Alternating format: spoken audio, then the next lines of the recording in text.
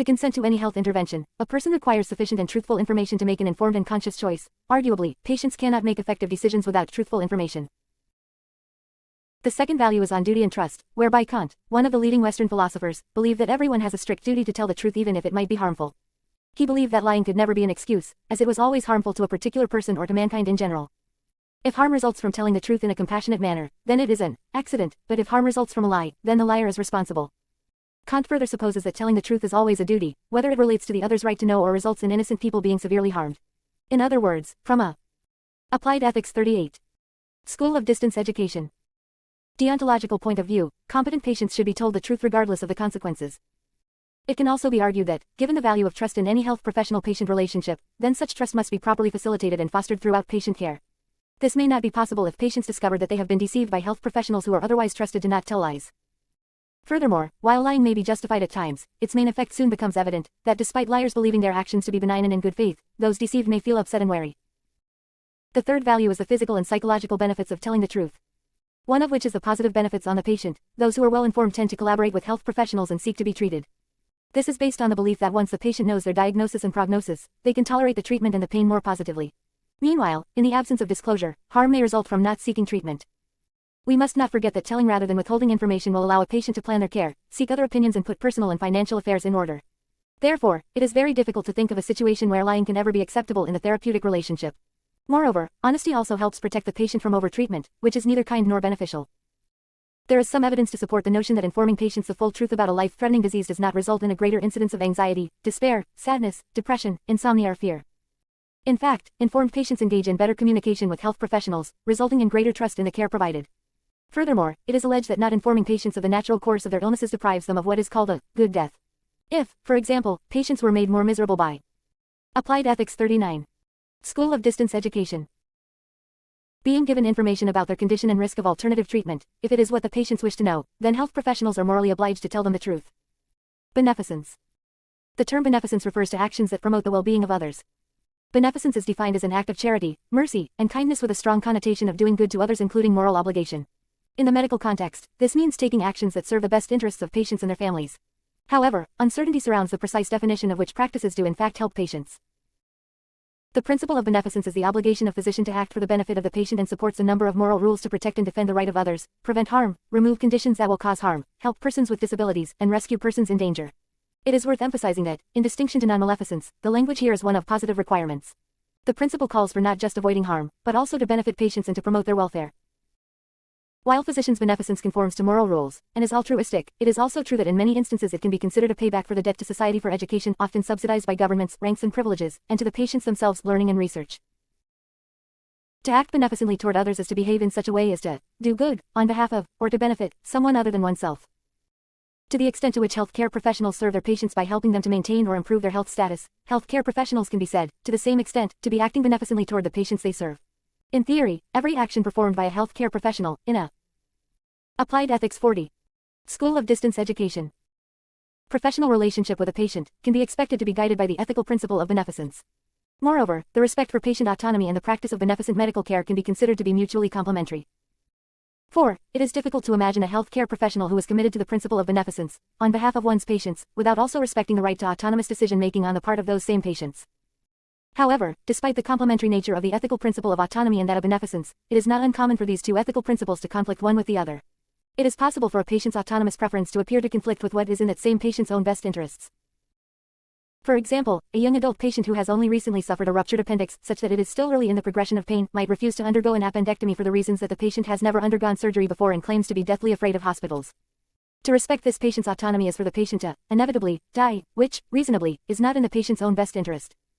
On the other hand, to coerce this patient into agreeing to the appendectomy, and thereby to prevent the patient's death, would be to fail to respect the patient's autonomous preference.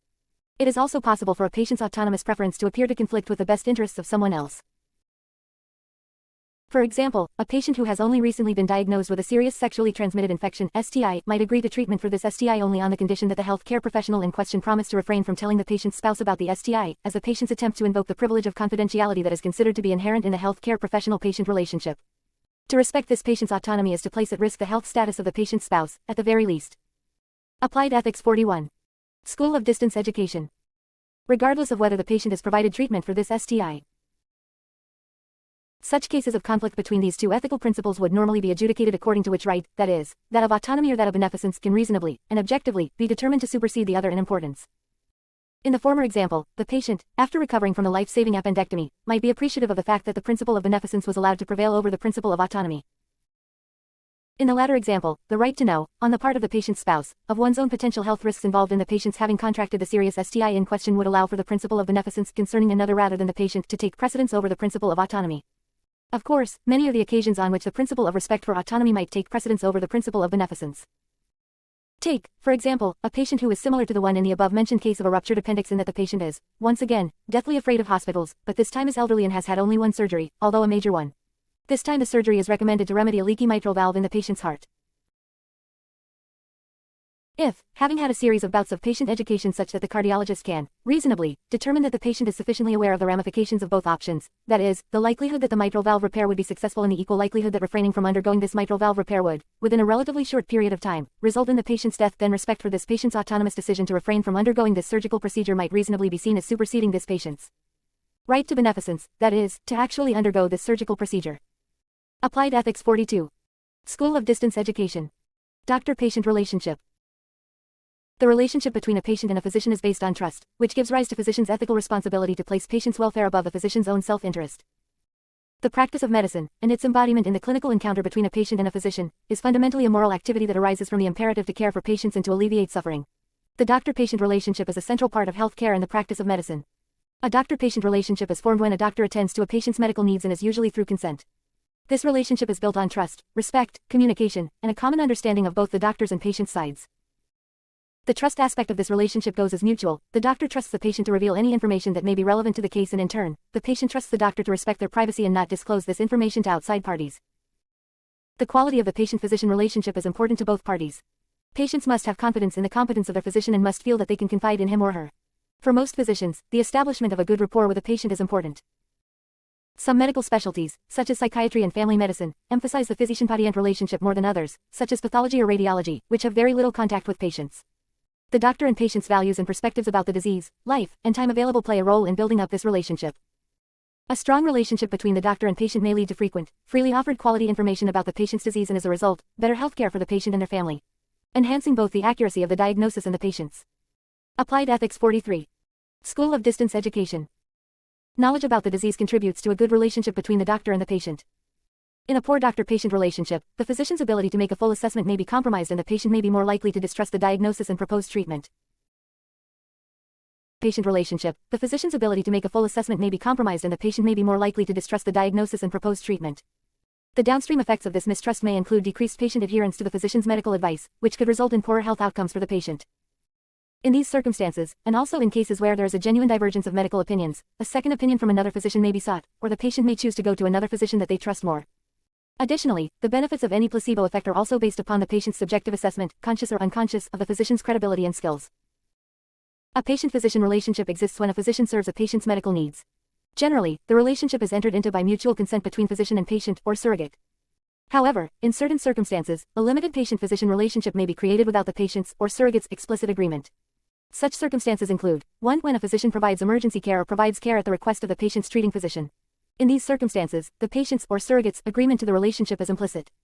2. When a physician provides medically appropriate care for a prisoner under court order, in keeping with ethics guidance on court-initiated treatment. 3. When a physician examines a patient in the context of an independent medical examination, in keeping with ethics guidance. In such situations, a limited patient-physician relationship exists. Due to the relationship, the doctor owes a responsibility to the patient to proceed toward the ailment or conclude the relationship successfully. In particular, it is essential that primary. Applied Ethics 44. School of Distance Education. Care physicians develop a satisfactory doctor-patient relation (DPR) in order to deliver prime health care to patients. Several medical reviews have covered ways to form a relationship between a physician and a patient. Some essential features are important for maintaining a healthy DPR are like 1. Communication. Good communication skills are essential to establish DPR. Studies have revealed that effective communication between physician and patient has resulted in multiple impacts on various aspects of health consequences such as a. Improved medical, functional, and emotional condition of patients, b. Better patient compliance with medical treatment, c. Enhanced fulfillment of patient toward healthcare services, d. Lesser risks of medical misconduct. 2. Doctor empathy. Empathy is vital to ensure the quality of DPR. This enables the physician to understand the symptomatic experiences and needs of individual patients. Studies have suggested that physician empathy improves the therapeutic effect and the patient's quality of life. 3. Trust. Trust in doctors allows patients to effectively discuss their health issues.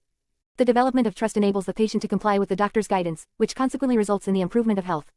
4. Informed consent. This is based on the moral and legal arguments of the patient's autonomy, independence in decision-making. Concerning trust, the physician needs to be honest with the patient and his family to provide a genuine assessment of favorable and unfavorable outcome probabilities, along with the suggested therapy. 5. Professional boundaries. This deals with any behavior on the part of the doctor that transgresses the limits of the professional relationship, or boundary violations. For example, the following behaviors should be avoided to respect professional boundaries between the doctor and patient. They are: a. Observing the patient in unorthodox settings at the convenience of the physician, b. Burdening the patient with personal information. Applied Ethics 45. School of Distance Education.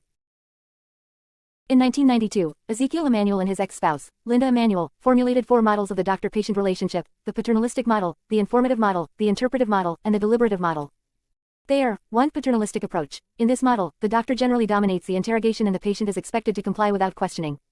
Here, the physician acts as a guardian, because she independently promotes the patient's health condition without the latter's consent. This autocratic model of DPR is usually advocated in emergencies, as obtaining consent from the patient in such a situation might alter his medical condition. 2. Informative model. This is also called the consumer model. Here, the physician acts as a proficient technical expert by defining appropriate factual information about possible treatments provided for the patient and implementing the patient's selected intervention. In this model, the patient is in charge of the decision-making for his medical condition. This kind of model is justified in a patient-centered medical location. 3. Interpretive model. In this model, the physician plays an advisor by explicating and interpreting the appropriate medical status of the patient. The physician acquires the consent from patient and uses the patient's decided intervention.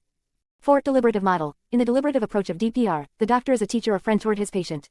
The doctor enunciates the treatment measures and convinces his patient of the more valuable medical measures. The patient's consent is also important for implementation of treatment. Informed consent. Concerns about patient autonomy give rise to the concept of informed consent. Informed consent is a process for getting permission before conducting a healthcare intervention on a person, for conducting some form of research on a person, or for Applied Ethics 46. School of Distance Education. Disclosing a person's information. That is, it is the process in which a healthcare provider educates a patient about the risks, benefits, and alternatives of a given procedure or intervention. The patient must be competent to make a voluntary decision about whether to undergo the procedure or intervention.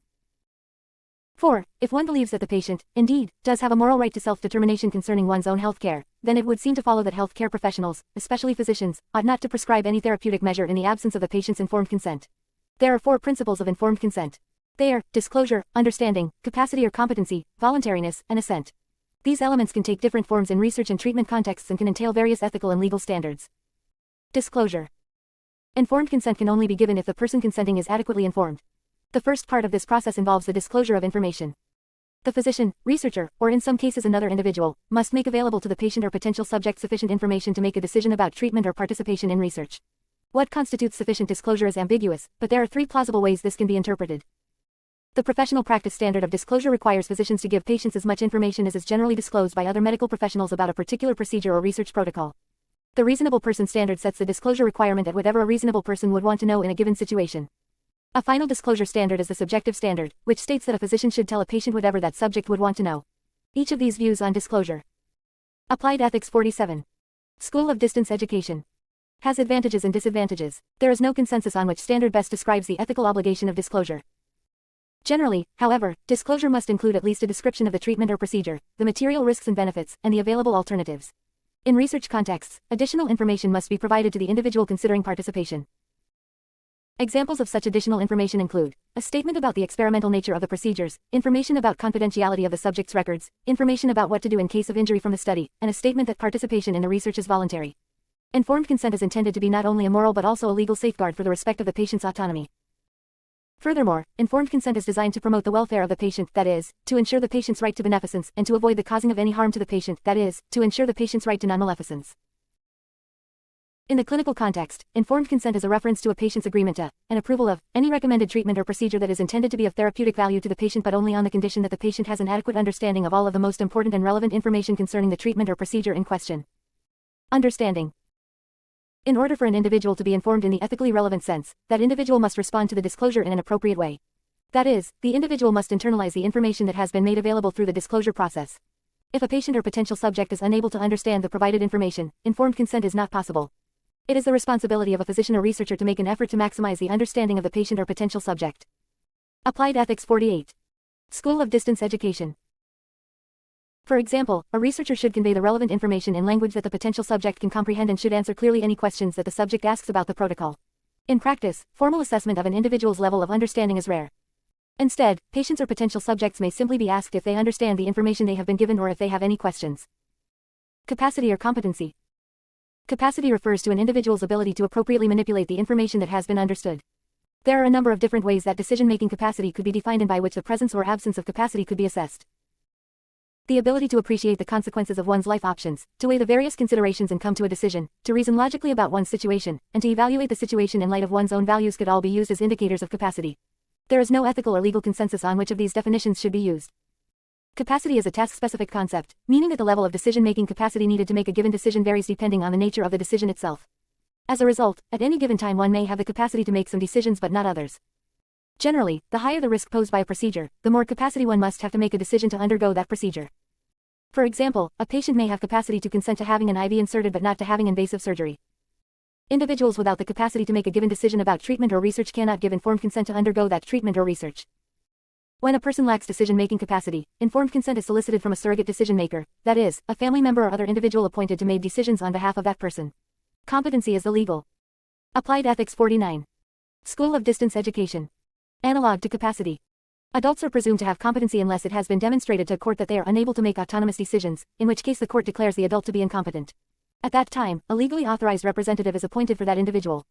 In contrast, children and adolescents under the age of 18 do not have competency to make their own decisions unless a court decides otherwise.